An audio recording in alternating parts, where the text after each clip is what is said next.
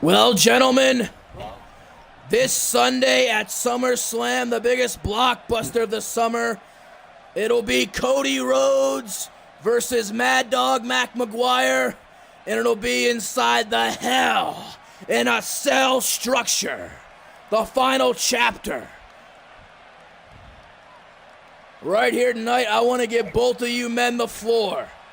Mad Dog Mack Maguire and Cody Rhodes.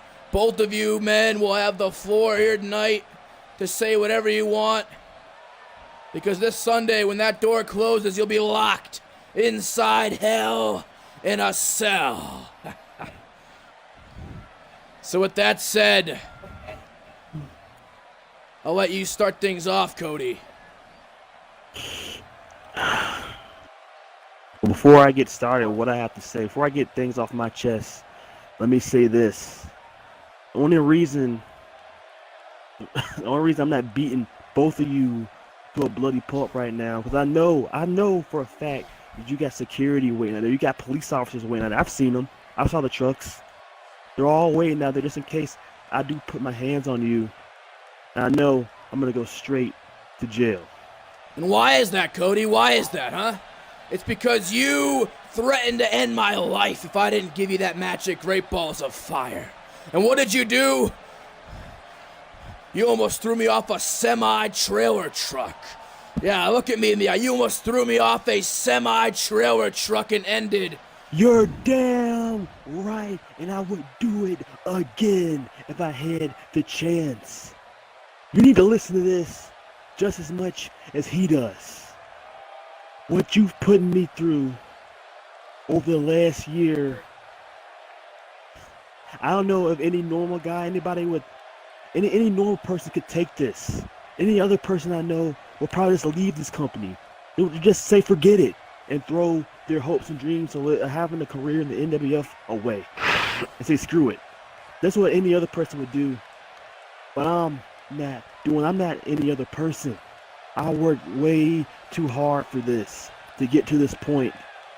And for you to just try to ruin it within a year, I'm not going to let it happen. But you know what? I'll be back to you in a second. I need to address this man. Mad Dog Mack Maguire. Ever since we looked eye to eye in this company years ago, it's like we've been attached by the hip.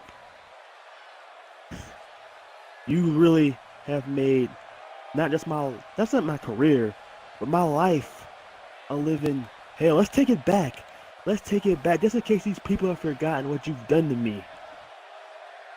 Just years ago, Mac, we had a match at WrestleMania. Even before that, at WrestleMania, you did the despicable. You could have just beat me.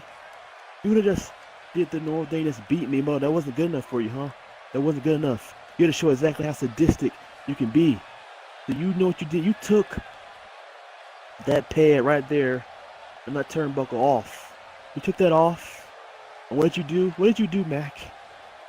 You put me up in a alley-oop face buster and you jammed my face into that steel ring on that turnbuckle, that exposed turnbuckle, and you ruined my nose. I had to get surgery to repair. I had to wear a mask for a better part of a year because of you.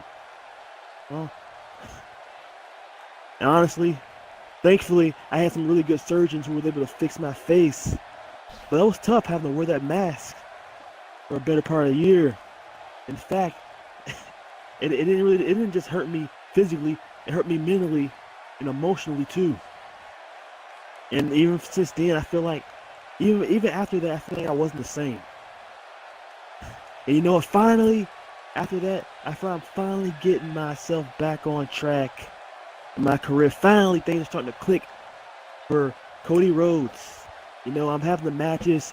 I fight Brock Lesnar. You know what? My self-esteem comes down again. I'm back on the ground again. But I feel like I can't make it. But who of all people decides to try to pick me off the ground when nobody was there for me? It's you, Vince. It was you. You came to me with all the hopes and dreams of making it once again. You told me, you know what you told me, Vince? You know what you told me? You said, don't give up, Cody. Don't walk away. I see a lot of potential in you. You need a father figure. I am there for you. And for weeks, you were calling me every week saying, don't leave. We can talk about this. Don't worry about it. And you know what? Finally, I decided to accept your offer. You know, I got close to you over those couple of weeks, and I came and I bailed you out when you needed me. I did that. Don't you forget that. I did that. I bailed you out when you needed me, and me and you became close as close can be. You say, basically, I was your son, and you were my dad, and we were going to take this company to the next level together. I got so messed up in my head. You got in my head so much that I decided to even attack my own family, my own flesh and blood, my own father, and my brother. Disrespect my brother because of you. That's how much you were in my head. You know what? I admit it. I admit it that I was an idiot. Because I definitely made a deal with the devil. That's something I don't know if my family will ever 100% forgive me for what I did. But I'm willing to make it up. And Vince, I really should have known. I really should have known that all the things you said to me were lies. You used me. You used me for your personal gain. And when you couldn't use me anymore, what did you do? You threw me away. Who did you throw me away for? Isn't it ironic that it's the man that tried to end my career all those years ago? Mack Maguire, you came back on the scene. And you became Vince McMahon's right-hand man once again in my life. Once again, a thorn in my side. And once again, you tried to take my career away from me again. You picked me up and exposed that turnbuckle just like years ago. But this time, you picked me up and dropped my head on that exposed turnbuckle. Literally almost cracked my skull open. I had a concussion. I missed WrestleMania because of you. And now I am sick and tired of that. I'm sick and tired of these games. That's why I did what I did to you. That's why we had our match. I went blind for a second. I didn't care for your will, but I didn't care that you were a human. You could have been a piece of meat. You could have been a roadkill on the ground. You could have been a bug on the ground, on the floor. I didn't care. I saw nothing but red, and I put your ass through that flaming table, and I paid you back what you did to me years ago. But now, today is today, and now it's time to pay you back for what you did to me just months ago. Because in hell in the cell, Mac, this isn't a match. This is the most barbaric structure you could put a human through. In fact, I don't think humans should be put through something like that. I've seen what this match has done to people. Rudy Corbana hasn't been the same. Where is he? Huh?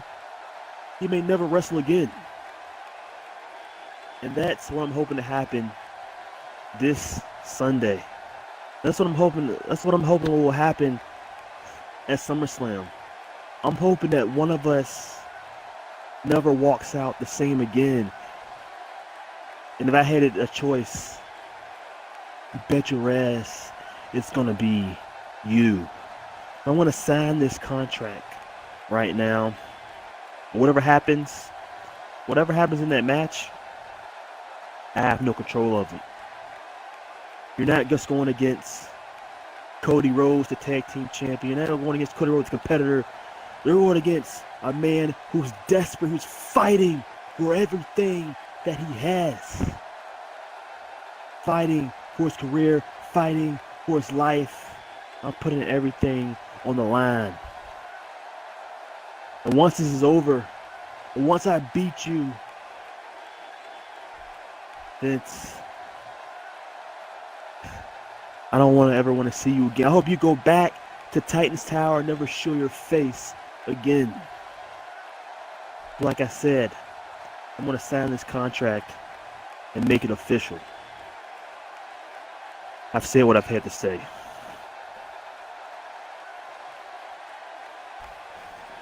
All right, Mac, the floor is now yours.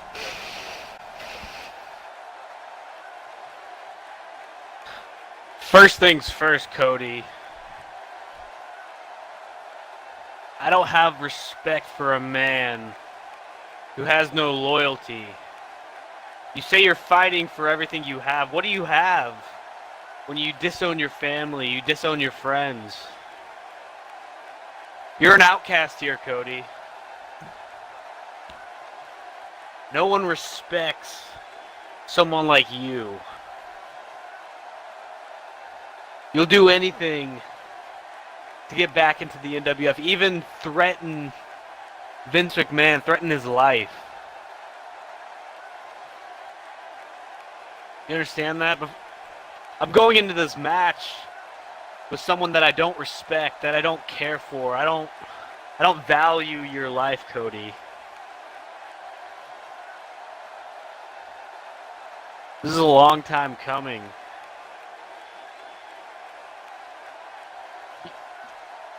You might think what I did back then to you with the exposed turnbuckle was sadistic, but you brought it on yourself. You see, Cody, I didn't make this public to the NWF audience, but I know what you were doing back then. Don't play stupid. Really? Tell the world then. What was I doing? I kind of find myself I'm a little bit of a hypocrite here, looking back at it now, but the backstage politics that you would pull to get put in situations, to get put in matches that I wasn't getting put in. See, Cody, I had to try 5 times as hard as you to make it in this business. You were born in this business. Your daddy paved the way for you. You didn't have to work nearly as hard as I did. So I got jealous. And I found the opportune moment and I took it. I did what had to be done, Cody. I might be a sick man, but I'm an honest man. When Vince offered me a contract with money that I've never seen before, I couldn't turn it down. I had an opportunity to come back to a business that I loved, but a business that I hated. But I found myself on the other side. You see, when I was world champion, when I cashed in at WrestleMania,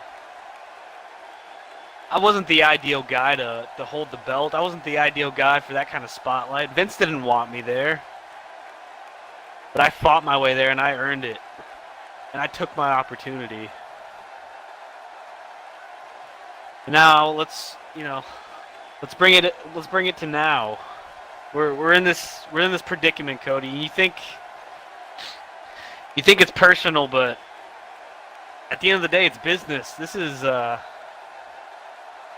all business. I'm doing this for Vince.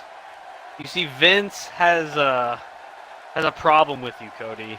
I don't know if you know that or not. You threaten this man's life. For all the money that Vince has, he can't bring himself back to life.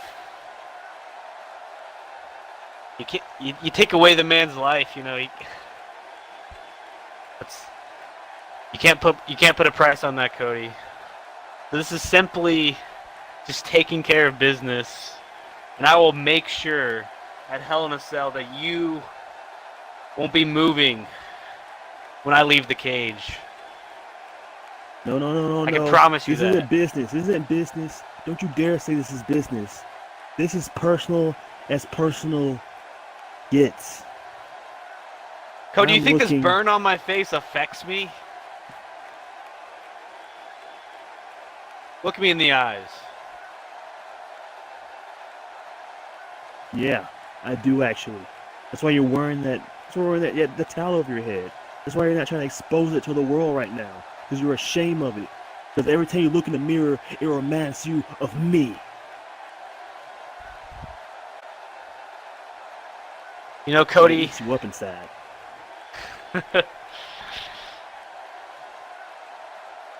I don't think you know who you're dealing with.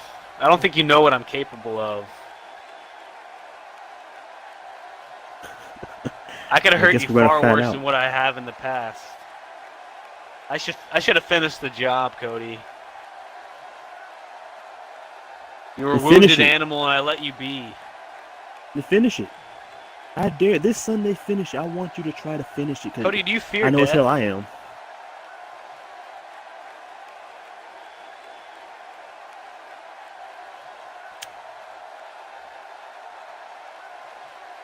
This Sunday, ladies and gentlemen, this Sunday, Hell in a No, Vince, Cell. no, Vince, no.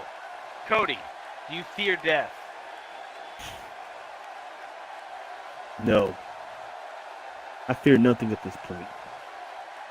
There's no fear anymore. And I'm signing this contract.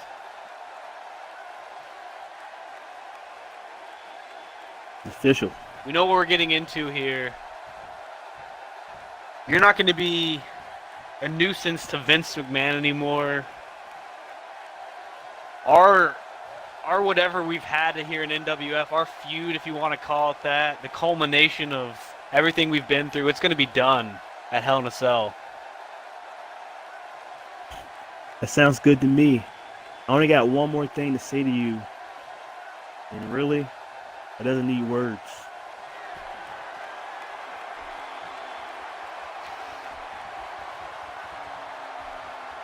I'll see you this Sunday. I'll rip your damn fingers off and shove them in your mouth.